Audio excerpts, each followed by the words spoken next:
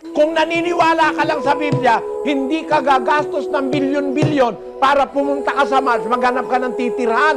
Dito tayo itinakdang titira.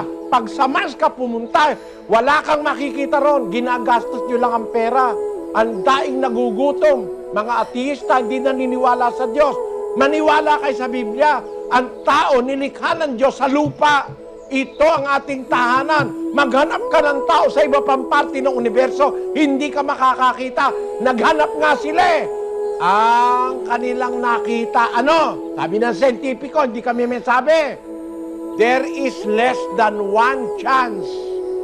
Less than one chance in 1,000 trillion, trillion, trillion, trillion, trillion, trillion exist that even one such planet like the Earth would occur anywhere in the universe. Yan ang nataklasan ng siyensya.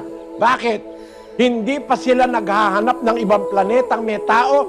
Sinasabi na ng Biblia na sa mundo may tao.